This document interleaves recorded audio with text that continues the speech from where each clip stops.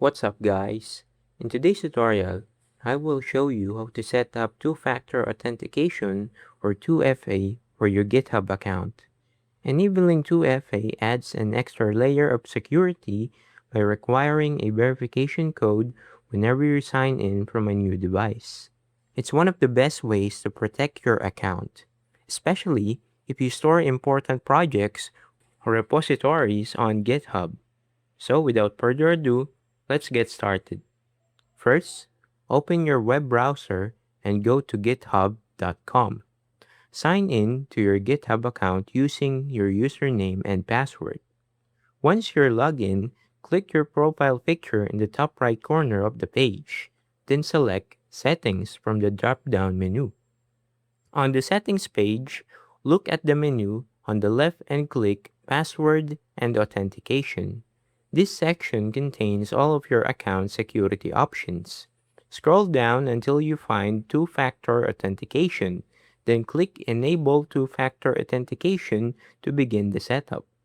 GitHub will now ask you to choose a verification method. The recommended option is using an authenticator app, such as Google Authenticator, Microsoft Authenticator, or Authy. If you choose this method, GitHub will display a QR code. Open your Authenticator app on your phone, add a new account, and scan the QR code displayed on your screen. Once the QR code has been scanned, your app will generate a 6-digit verification code that changes every few seconds. Return to GitHub, enter the current code in the verification box, and click Continue. If the code is correct, GitHub will confirm that your Authenticator app has been linked successfully. If you prefer using text message instead, you can choose the SMS Authenticator option. Enter your mobile phone number, including your country code, then click Send Authentication Code. Wait for the text message to arrive. Enter the verification code you received, and click Continue to complete the setup. After enabling two-factor authentication, GitHub may also provide recovery codes.